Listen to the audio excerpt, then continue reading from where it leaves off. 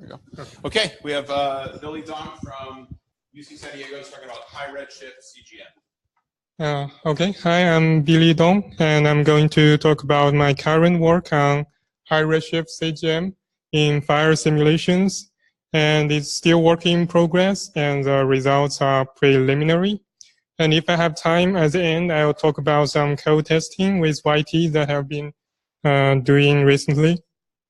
So thanks all the previous speakers today who have set very good backgrounds in both CGM and fire. And I just want to add a few words why I want to study high redshift. So this plot shows some observation of high redshift CGM using stacked spectrum. As we know, inflows and outflows play a significant role in galaxy evolution. And at high redshift, those are very common. So if we want to study the interaction between galaxy inflows and outflows and CGM, it's probably good to look at high redshift CGM. And there's a recent work called Burst shows that the impact of winds on CGM. It shows that the CGM around the starburst differs systematically from the normal galaxies. So here the red points are from cause burst, and the blue points are from the control sample. And we see the starburst sample has systematically higher ions as a function of the impact parameter. And fire is very good at generating those bursty galaxies. Here shows the time evolution of one halo from redshift 4.5 to redshift 2. The red line shows the outflow rate, and the blue line shows the inflow rate, and the black line is the star formation rate upscale to be comparable to the other two. So the main characteristics of the galactic winds in fire are that they are episodic and with very high mass loading. So with those inflow and outflows in simulations, the question we ask is that how is CGM affected by those inflow and outflows? So for our study, we selected 4 halos from fire 1 with halo mass ranging from 10 to the 11.7 to 12.4. And that's the mass range to bracket the typical mass of Lyman-Briggs galaxies. And we are not using fire 2 yet because the lack of halos in the mass and redshift range, but we plan to run such a sample in the future. And those redshift 2 simulations are also cheaper to run. And that's another reason why we want to study high redshift CGM.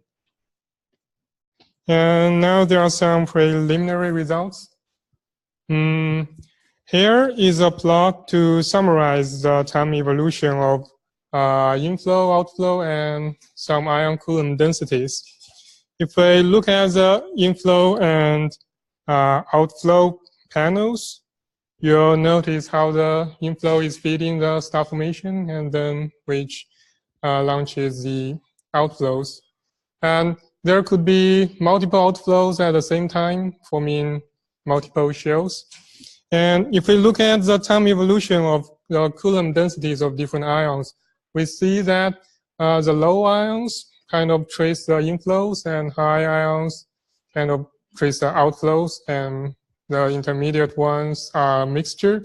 So we wanted to further investigate what's the physical causes of this correlation, which is our future work. And the next thing we did is to do some time average over a period of time and compare the Coulomb density profiles with observations. And this is what we get, averaging between redshift 2 to 2.5. And here, each panel corresponds to an ion, and each line corresponds to a halo. So we intended to see if there's any mass tendency, and there doesn't seem to be a simple, clear mass tendency in those profiles. But maybe that's because our sample size is too small. And then we compare with observations. So here shows carbon-4 Coulomb density profiles in our simulations and in Stidl's observation. So we see that we are generally lower than observation. And if you look at the halos individually, it's kind of interesting that those lower mass halos matches better with inner radius, and the higher mass halos matches better with the outer region. So maybe there is some mass trend in this, and we need to further investigate. And those are all the preliminary results I have so far. So it seems I still have some time, so I'll switch to another topic I've been working on recently. So if you are using YT for analyzing SPH data, you probably have heard about the dimensioning. And for those who don't know, historically, YT was built around analyzing grid code. So when they wanted to add the support for particle code, they decided to convert it into an octree, so they could use all their machineries already built around the grid code. But that's not a perfect solution, because that's not truthful representation of the SPH. So there's a recent work by Nathan, Megan, and Matthew to remove this global octree mesh for particle data. So I won't go to the technical details. What is relevant to my research is that when I'm doing those Coulomb density maps, I'm using YT, and then I wanted to know how the results from this octree method is different from a proper SPH method. So here is an example of what the projection will look like in those two methods. I think it's obvious. This is from the octree version, and this is the current demesh version. And we can create a contrast map to show where they are different. And you can kind of see that there are most significant difference when there are like a single particle, maybe in a grid cell. So there are those grading noise. And we try to quantify how they are different. So here there's another new parameter which determines how deep you create the octree. Like here's 64 means if you have 64 particles in an octree node, then you further divide it into 8 nodes. And then here you can see with this smaller parameter, it converges. Yeah. And also this is another way to see that it actually converges if you have a smaller refining parameter. So here's a summary.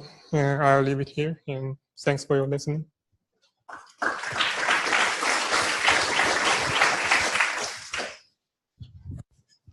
So we asked Dan to come up and begin setting up. And, any questions?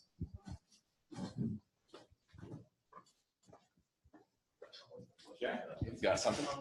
For the Stidl observations, yep. Did Stidl separate his observations based on the galaxy mass or something, so you can actually explore your maybe speculation that depend upon the mass of the halo?